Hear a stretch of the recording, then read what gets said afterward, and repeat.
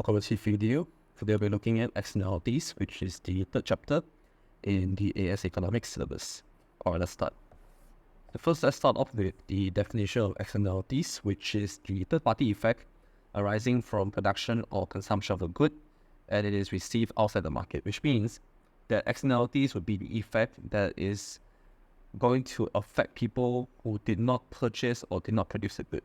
The person who did not purchase a good would be the one facing the consequences of you yourself consuming or producing the product, right? So not you, but other people, right? So then under externalities, there are four phrases that we need to get a hang of. First off is private cost. Private cost is the cost directly incurred by individual producers or consumers when engaged in economic activity. Basically, the cost to all parties directly involved in the transaction. Example given would be monetary costs incurred by firms in production and price paid by consumers. Okay, so for example, let's say you were to produce, let's say for example, I were to produce 50 units of laptops, for example. And then the COP cost production is, let's say, $50,000. This is the private cost for a firm to produce 50 units of laptops, and then the 50 units of laptop that are sold to the market, assuming that, let's say, they are sold at the same price, so that means consumers would then purchase a total of $50,000 worth of 50 units of laptops.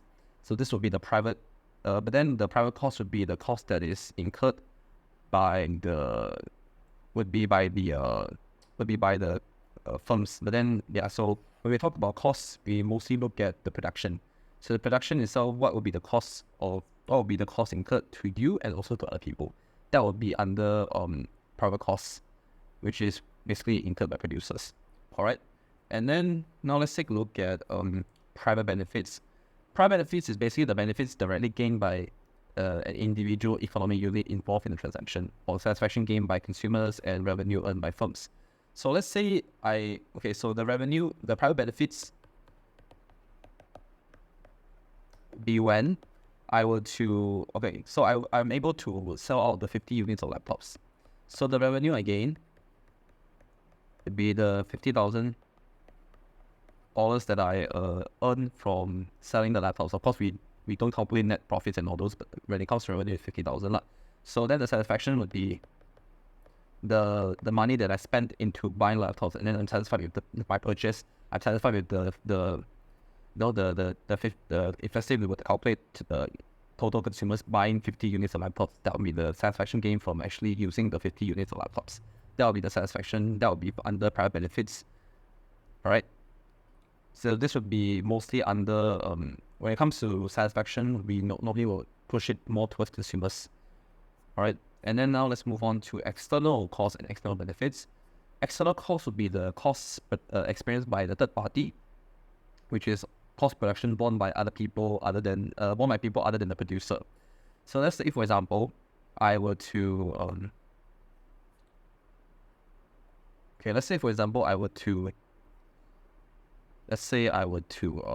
produce something like, if I were to produce, let's say 500 units of an item. So let's say I'm in a factory.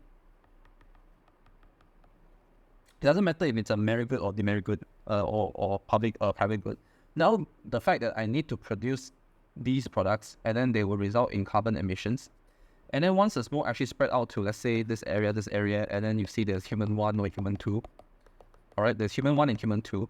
And then you realize that because of the fact that they're inhaling in carbon smoke that is emitted by the factories, resulting them having asthma, for example, then they end up in hospitals, and then they have to end up paying for healthcare.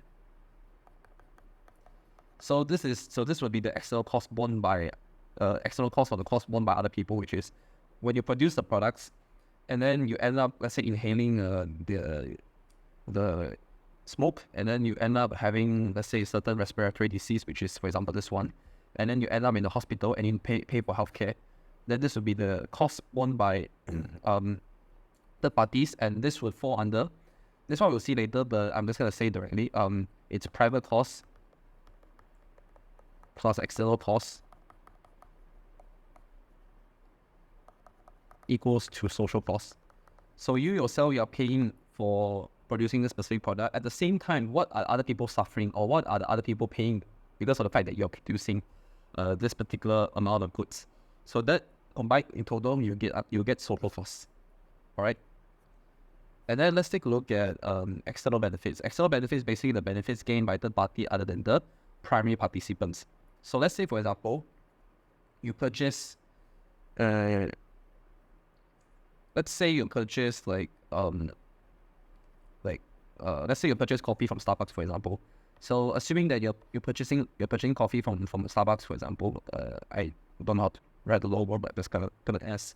So let's say I were to purchase coffee.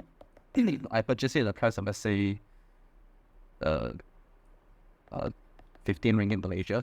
And then when I purchase this coffee, it gives me private benefits because I feel awake, energized. Okay. And then at the same time, what are the external benefits of consuming coffee? The external benefits would be something like, because of the fact that I'm working in a company, let's say, I'm able to increase my efficiency and productivity. I'm able to increase output, resulting in the company gaining extra revenue, maximizing revenue. So this would then overall benefit the entire company.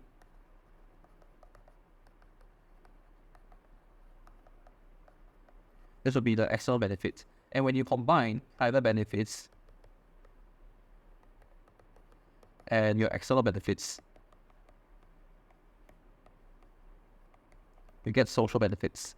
Social benefits being you yourself experiencing the benefits and also other people around you. That's why it's external benefits. Combined together, you get the benefits gained by the entire society. That will be under external benefits. All right? So this would be the explanation for private costs, private benefit, external costs, and external benefits. And then, now let's look at equilibrium. So now, if you want to achieve private equilibrium, you need to ensure that your marginal private cost equals to your marginal private benefits, meaning that an equal amount of costs, the additional unit that I produce would result in this particular private cost. Would that be able to equals to the private benefits I'll gain from producing an additional unit? If let's say both of them are the same, that means that we are both in equilibrium. We have our output and our price achieved, and then but at the same time we ignore the externality because it's MPC and MPB. Private equilibrium meaning that you yourself have to pay this specific cost, and you yourself bearing the benefits, but we haven't considered externalities. And externalities will be under external costs and external benefits. This one we will look at social equilibrium, then we will know. And so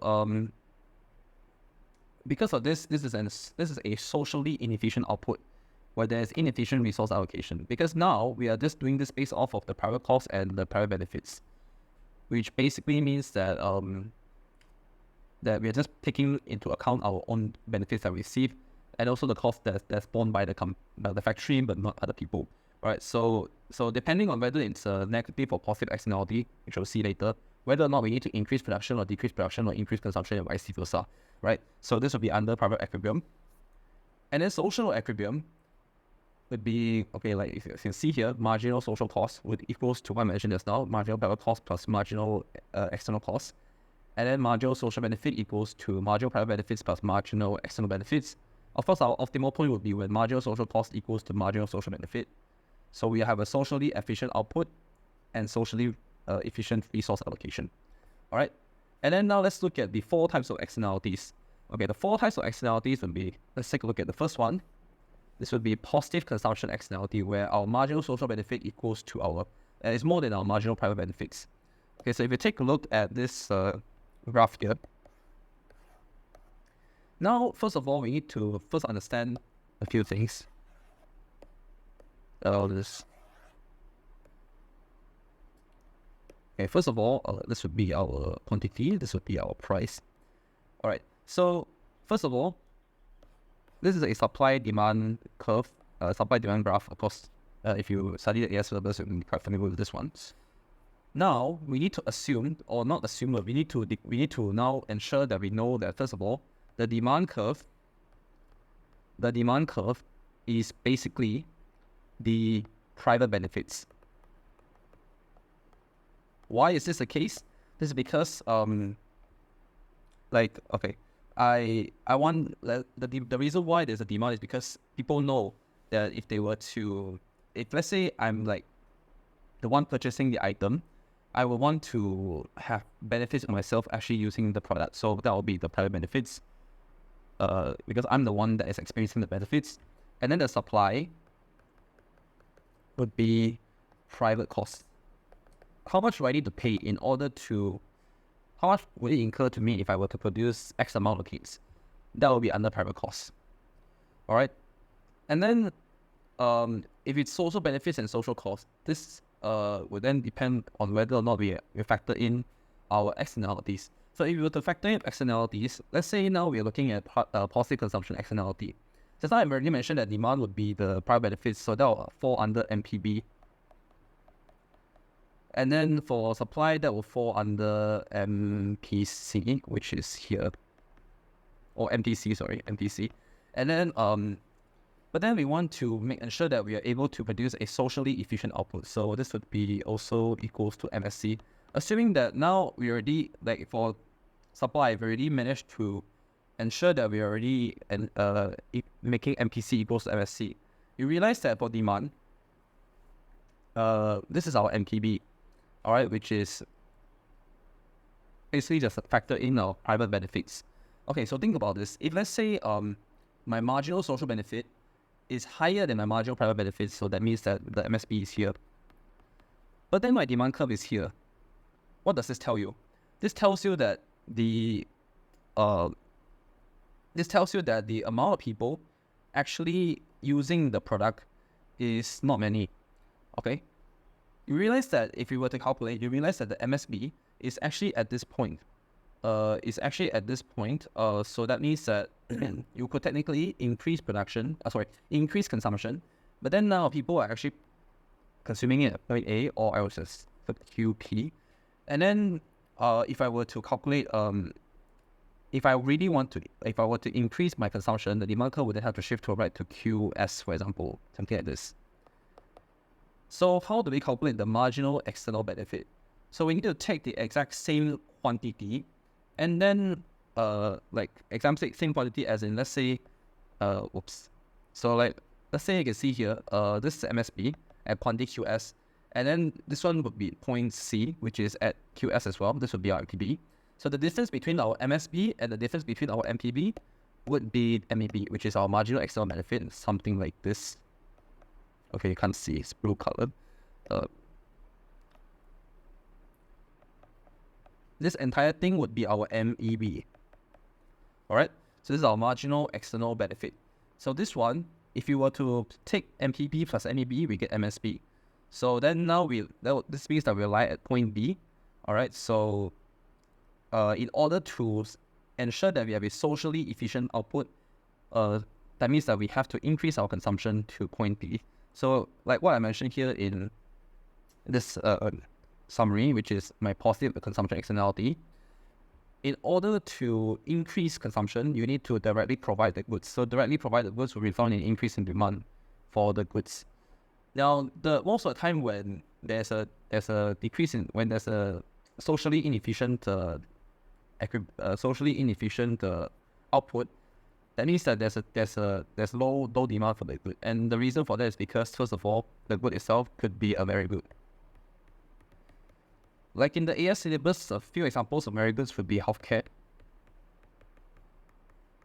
and education. Now imagine this: let's say you're living in Malaysia, if let's say you're living in Kuala Lumpur, there are many schools, many institutions.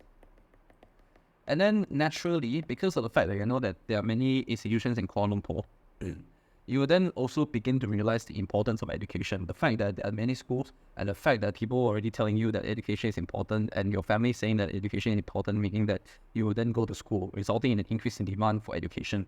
But let's take a look at the internal divisions or internal regions of, let's say, Sabah and Sarawak. Let's say we're talking about rural areas in general.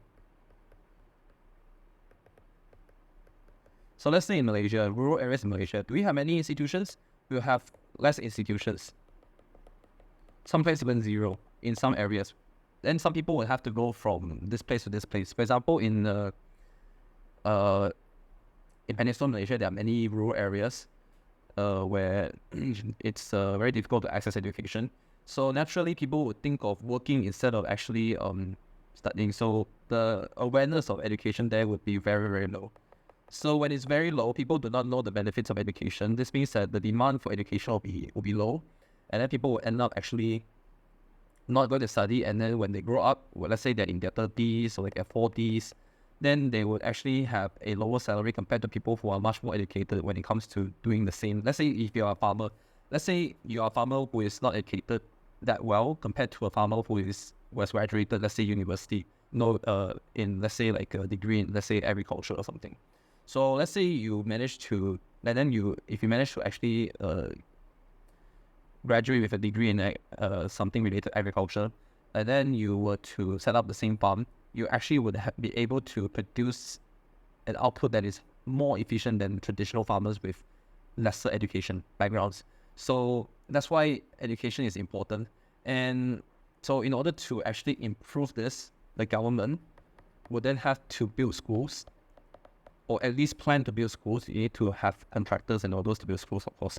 But then the government then has a plan to build the schools all across Malaysia, being rural areas in whatever states, and then hire teachers to teach in those areas. So you need to increase production of schools. And another thing is healthcare. In rural areas, it's very difficult to get decent healthcare. There's not a lot of hospitals.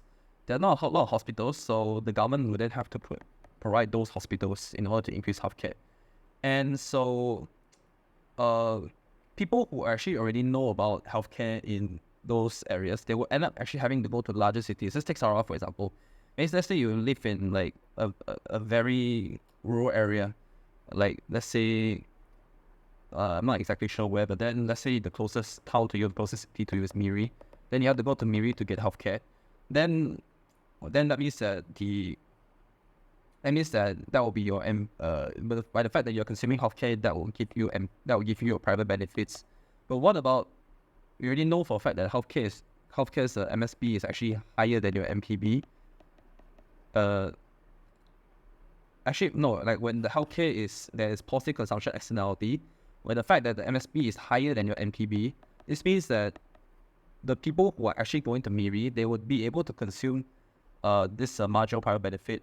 But then given that we already know that the fact that if there was an increase in demand, people who will not even afford to have healthcare, or people who don't know about the importance of healthcare, then they'll be left out. So in order to prevent that from happening, we need to increase our MPB to be the same as our MSB, which is why we need to produce more hospitals in order to achieve this socially efficient output. All right. So that's why we need to increase demand by directly providing the hospitals, directly providing the schools to these people. Because even though you can see people driving all the way to Miri just to get healthcare, doesn't mean that everyone who is sick will go all the way to Miri just to get healthcare, right? Which is exactly why the private benefits are lower than your MSB. And the fact that you have to drive all the way to Miri also makes it, would make the demand also decrease for healthcare as well. So the best way is by directly providing it. So like what is mentioned here is mostly very good, because of the fact that it's inaccessible to most people, but then if there's an improvement, then it will be more accessible. And then second one is negative production externality, where the MSC is more than the MPC. Okay, so negative production externality, like the example that I given just now, if you were to look at the top, I actually mentioned that this factory is producing an output where there are smoke emissions, and then carbon emissions, and then people would end up having to go to hospital because of asthma, and they have to pay for healthcare. So that's why the marginal social cost is more than the marginal private cost. correct? So you're producing more than what the society actually can bear when it comes to the external costs. All right, so that's why you can see that for my summary here. You can see that the point between point A and point C, that entire height would be the MEC, the marginal external costs. Because that's exactly what happens when you produce over the optimal amount. The external cost would be exactly this thing, the amount of carbon emissions that would actually result in humans having to go to the hospital to achieve health, to get healthcare. That thing itself would be the external cost. And at the same time, if you were to pay for healthcare, at the same time you're sick for many days, it will reduce efficiency, resulting in a decrease in output for other companies. Maybe these people are working in the factories and so on and so forth. So those are all externalities. So in order to prevent this from happening, you need to limit the factories to a specific quota or the taxes in order to have them pay for what they have done, which is to release carbon emissions, and then reducing the supply by shifting the supply curve from MPC to MSC. And then your desired output will be at point B. All right. And then the unit tax will have to be something like this entire thing. All right. And then if you were to look at another example would be something like cigarettes. Oh, I'm gonna have to change the pen color. Okay, cigarettes. If it's cigarettes, for example, let's say a human smoking cigarettes, something like this. So this one will be the smoke that's emitted from the cigarettes. And then the smoke will then be put into secondhand smoke. Yeah, 2 humans again, getting asthma, going to the hospital. So the same thing again, this is cigarettes. We all know that it's demerit goods or type of demerit good. So we end up having to pay for healthcare costs. So this would be your marginal external cost, or just basically the external costs. The fact that when you actually increase your production, when you increase your production of 1 unit, and then the additional unit that is produced, that would result in the external costs to increase. That thing itself would then result in the external cost, which is your healthcare costs here. All right, and also probably the fact that the company would then it's just hidden costs basically. Not hidden, that you cannot see in production. The cost that you cannot see in production. All right, so if you produce cigarettes, then this is what happened. But then for cigarettes, this one is more like this one is more of a consumption externality than the production externality. So but then it will still count other production externality, because the factory would then have to produce the cigarettes in order for you to consume it. So if you were to produce cigarettes, then it will result in the fact that they have to pay for actually inhaling in secondhand smoke. So this one will fall under negative production externality. I'll tell you the difference afterwards if it's negative consumption externality. All right.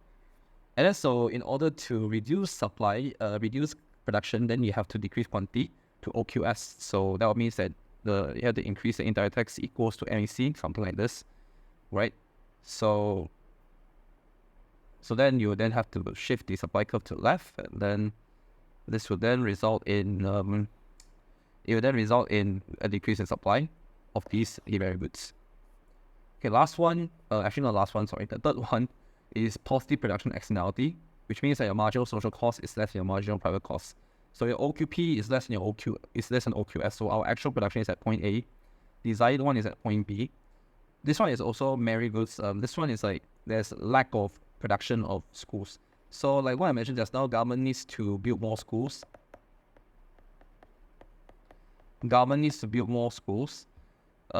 Which means that this will shift the supply curve from MPC to MSC.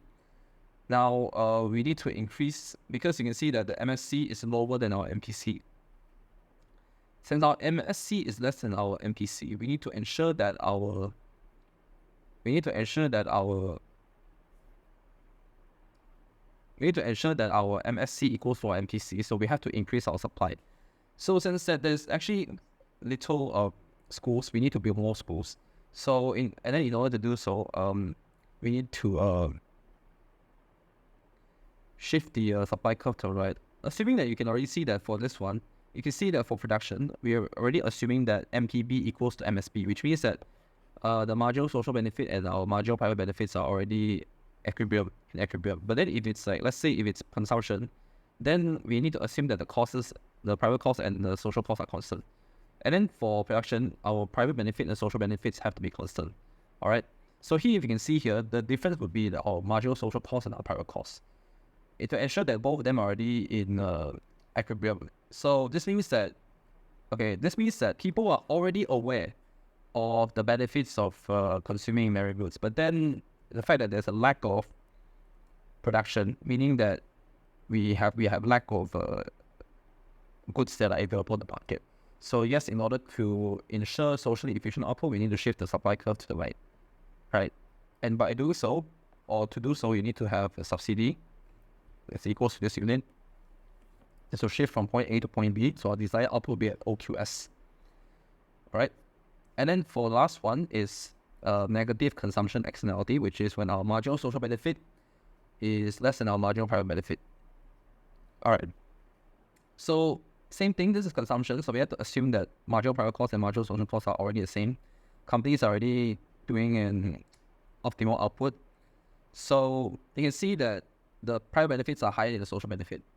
This means that you are gaining the fact that the society is actually gaining less of the benefits than you do, means that the society has to suffer, like what I mentioned just now. Okay, so just now with the cigarette thingy, you see that this is a demerit good. Maybe you feel satisfied for actually inhaling a cigarette, probably because you feel like you're satisfied. But then other people will not feel satisfied. So the people who don't feel satisfied, they feel like they're going to suffer. So when they feel like they're going to suffer, that entire unit itself is also part of our marginal external costs. So when it's part of our marginal external costs, you can think of it as a negative marginal external benefit. Rather, it's a positive marginal external cost. All right. So the fact that the people who actually inhale in second smoke have to pay for healthcare because of asthma, because of the second smoke from cigarettes, means that they are actually getting less social benefits than actually the private benefits. So in order to ensure this to be reduced, we need to reduce consumption from MPB to MSB, or in this case, it would be point C to point B. All right, so the entire unit itself would be MEC. All right, so that will be under by increasing our indirect taxes, and then you can see here. I'll give you another example. Okay, let's say you are in in a house, for example. Let's say you're in a house. Assuming this is the first floor. Okay, let's say this is let's say this is like 3 bedrooms. So let's say this one is bedroom 1, bedroom 2, and bedroom 3. Okay, stairs are here. Anyways, and then let's say you are in this room. You're listening to music.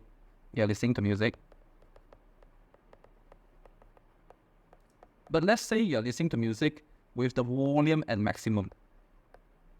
Now, what's going to happen?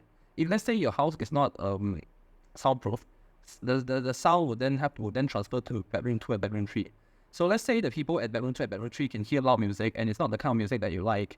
That means that the marginal private benefits will be higher than your marginal social benefits because you are enjoying the loud music, but then residents of B2 and B3, they are not enjoying the loud music. They are suffering from the loud music because it actually disrupts their workflow. When it disrupts their workflow, this will also mean that you are actually incurring marginal external costs or negative marginal external benefit. So in this case, the marginal external costs or the negative marginal external benefit being the people who are listening to this, hearing the music that is loud and also suffering because of the fact that it disrupts their workflow. This means that you are actually enjoying but not other people. People are suffering because of you. So this would fall under negative consumption externality.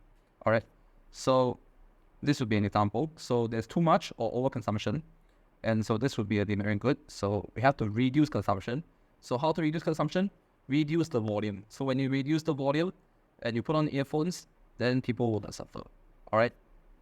So your social equilibrium would be MSC equals MPB. We already assumed that MPC equals to MSC. So that means that you already produce enough. But now it comes to consumption. So then you have to shift just what I mentioned just now, you have to shift MPB to MSB. So when you do that, you'll be at socially efficient output, which is at point B. So this is negative consumption externality. So these are the 4 types of externalities. I hope you guys can get an idea of these 4. It's a bit difficult to understand at first, but once you take time, it should be easier to understand once you read it over and over again. All right. So now let's move on to policies. This one is slightly easier because some of them are already in AS. So policies for positive externalities would be, we have 3: subsidies, improve information, and state production. Okay, so when it comes to subsidies, of course, like I mentioned just now, you just have to provide subsidies at this particular unit, and this will shift the supply curve to the right. And then when it shifts the supply curve to the right, you see that now the company will then produce more of that particular good. So this will reduce your marginal private costs, because you can see here at the moment, MPC equals to MSC. We want the subsidy to actually be at the socially optimal level output. So in order to do so, instead of actually supplying at let's say we are supplying at I'm going to take the other curve. Let's say this one, QP. Instead of producing at OQP, now I want OQS. So this will shift the supply curve to the right. I think I'm just going to have to put A and B like this, A, B. So instead I want to produce at point A, I want to produce at point B. So when I produce at point B, I already assume that, first of all, I already gain benefits. So this one is MSB equals to MSC equals to demand. So then now, when I actually do something like this, this means that I'm able to get myself closer to the socially optimal level of output, right, by actually increasing my subsidy. So now at point B, I'm able to consume more, all right? And then for second, improve information, this can be traced back to AS syllabus of provisional information. Government can advertise the benefits of merit goods, so you can advertise the benefits of merit goods to encourage consumers to increase consumption. So like education, if you build more schools but nobody goes to the schools, it's also useless. You need to promote the benefits of going to schools, which will result in increasing demand. And then for healthcare, you can also advertise health screening, and this would allow people to make decisions on actually going for health screening. So it's also called nudge theory when it comes to provisional information. So this is important, nudge theory or improve information. Third one is state production, which is, let's say, for example, public goods or merit goods. So let's say it's a positive consumption or production externality. You need to produce more or you need to consume more. And you realize that for public goods, there's a missing market, so the government will have to provide it. And how do they finance it? Through taxes, be it indirect or direct. And then merit goods also have to provide and also finance through taxes. And so the government will then provide public and merit goods to increase consumption, and then nationalize industries producing merit goods. For example, a type of merit good in Malaysia would be something like public transport. Public transport, the one company that actually manages it, mostly the ones that we know when it comes to rail and bus transport, will be Prasarana, Malaysia Berhad. And then under Prasarana, Malaysia Berhad, there are a few types of brands of public transport, including Rapid KL, Rapid Penang, and Rapid Kuantan. Rapid Kuantan. And then a few other companies as well, KTMB. We have KTM Commuter and KTM ETS.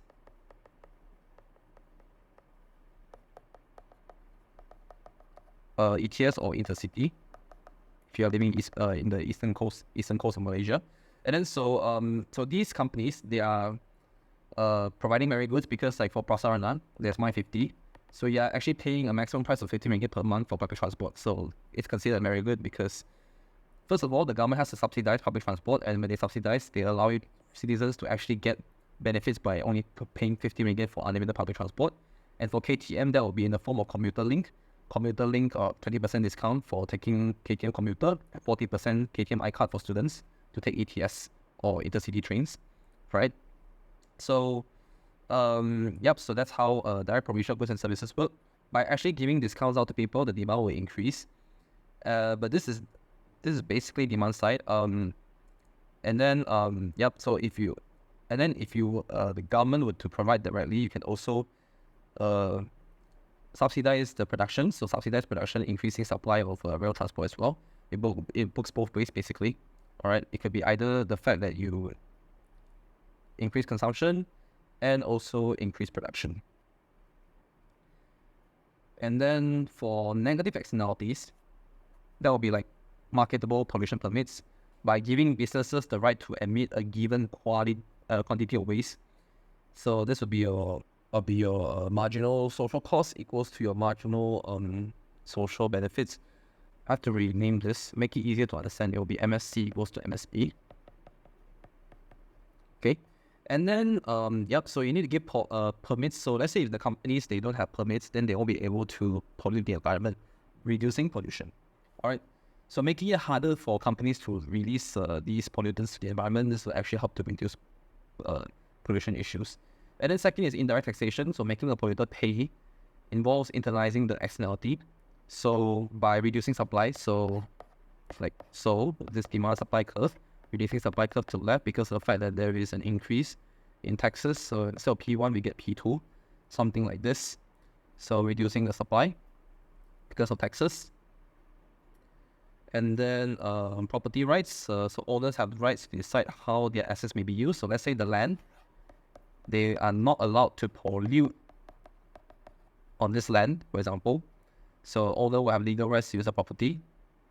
And so this will reduce pollution as well, because some owners, they can choose not to allow them to do certain actions, including pollution. So this will reduce pollution as a whole. Or maybe not even build anything. Maybe the land can only be used for agricultural activities. Depends on the owner. And then regulation of quantity control. So quota, so limit pollution, amount of pollution basically. So let's say like you are only allowed to release you're only allowed to produce this certain amount of units, and then it will only release this certain amount of pollutants into the air. That will be one thing to reduce. So you see that for all these four externalities, it's mostly based on reducing the supply. But then I think for improved information, this can also go under policies for negative externalities, because improved information so that people would then reduce their consumption of cigarettes or alcoholic drinks, for example. That can also come under policies for negative externalities, because if you provide information about the disadvantages of cigarettes and alcohol, people will stop actually consuming cigarettes and alcohol. So this can go under policies for negative externalities as well. All right, and then in order to ensure that we can maximize our MSC and also not maximize, but let it as socially optimal output, we need to do cost-benefit analysis, which is a technique for evaluating all costs and benefits of economic activity. Consider its social costs and benefits, deciding on whether the external effects are good or bad. So let's say, for example, I want to build an apartment. Okay, let's say I want to build an apartment. Okay, the location that I choose is actually very close to a major road. Let's say this is LDP, which is a very busy highway in Malaysia, especially in the Klang. It's actually located in the Klang Valley, very close to Puchong. Okay, so let's say I'm building an apartment right beside the LDP. Now, assuming that there is one road that goes into the apartment and one road that goes out into the apartment, and then this is eastbound and westbound direction. So then you see that if, let's say, I were to build an apartment here, that means that there'll be more places for people to live. So people at, let's say, like off-peak hours, maybe like, let's say 6 p.m., then this part of the road will then be congested because people are entering the apartments to park their cars and so on. But let's think about 6 a.m. in the morning. If it's 6 a.m. in the morning, because of the fact that people are actually, or 7 a.m. in the morning, it's a bit too early. So let's say it's 7 a.m. in the morning, and then there are many people who actually gone out of the apartment, then this entire portion of the road will be congested because people are coming out from this side of the apartment and coming out the road, and then this part of the road will be inhabited by cars at 7 a.m. So this would be the external costs that the people have to bear, or the entire society has to bear when you build another apartment right beside a place where the entire society will need to use. So this would be whether or not the cost is worth it. But if let's say you were to build the apartment beside an LRT station, for example. Let's say you build it beside an LRT station. So this is an LRT station. If you build it beside an LRT station, have a linked walkway, increasing the consumption of merry goods, in this case we consider LRT as a merry good, then let's say people were to choose to take the LRT and then people choose it because of convenience, reducing the amount of congestion on the road, then this would then result in external benefits as well, right? If it results in external benefits because of the fact that there's an increase, because of the fact that you build the apartment close to an LRT station, people end up actually going to the LRT and then take the LRT instead of actually going on the roads, then this would then create more benefits than external benefits and external costs. So if that's the case, then maybe it's actually more beneficial to produce the apartment in the first place. All right. And so let's look at the procedure. First of all, is identify all costs and benefits. That's all, like what I mentioned just now. If you build right beside a road, then this area will be congested. Or if it's built right beside an LRT, then it will then provide benefits. And then assign a monetary value for each cost and benefit. So value for, let's say, what will be the cost of actually building the apartment here, and what will be the benefits of doing so. Then we attach a value, like let's say how many dollars, for example. Estimate the likelihood of a cost and benefits, probabilities, like let's say in the next 10 years, for example. What will be the likelihood of that cost or benefit? And then we need to calculate the present value for the future cost and benefits. So let's say in the future, would it become more, would the cost become higher, or would it bring more benefits than harm? And then we consider the distribution. Is it going to go to every single person, or is it going to be, or the cost will only be to this amount of people, or the benefits will be spread around to people across the entire town or entire city? And on thinking of whether or not you want to implement or reject the project, if let's say the MSB is more than MSC, this means that your marginal social benefit is more than your marginal social cost. If this is the case, you will then have to produce more units in order to ensure that both of them are in equilibrium, which is MSB equals to MSC. Likewise, if your MSC is more than MSB, then you probably would have to you have to find some way to reduce the MSC that is incurred to the person, to other people. Otherwise, you're gonna have to reject the project. Same goes for MSB if it's more than MSC. And if let's say your marginal social benefit is more than marginal social cost, this means that you could then produce more. And if you can produce more, then you can implement it. But if let's say you were to produce it at a point where MSB is more than MSC, then it's not socially efficient output, because you can technically produce one more of the additional good, for example, because we want to ensure that we are at a socially optimal output. This is not optimum because your benefit is more than your cost. We want the MSB and the MSC to be the same. All right. So it depends on the condition. If let's say, so we will then have to implement it. It will be possible to implement it at socially efficient output when your MSB equals to MSC. All right. So this a bit of a longer chapter in the A2 syllabus, but I think it's not too difficult to understand, just that it takes time to actually reiterate this in your mind, having to get used to specific concepts, right? That's the end of this chapter, and I hope you will find this video helpful.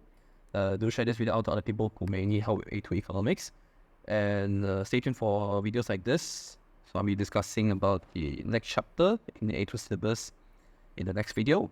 And I would recommend that if let's say if you still have issues with externalities, it's better to rewatch the video, or you can just read the textbook. Probably read it again, because the textbook, especially the official Cambridge one, there's actually a few good examples that are correlated with the externalities here, and you get a better idea of what you're actually doing, or what you're actually reading. This will give you a better example, and you'll probably be better.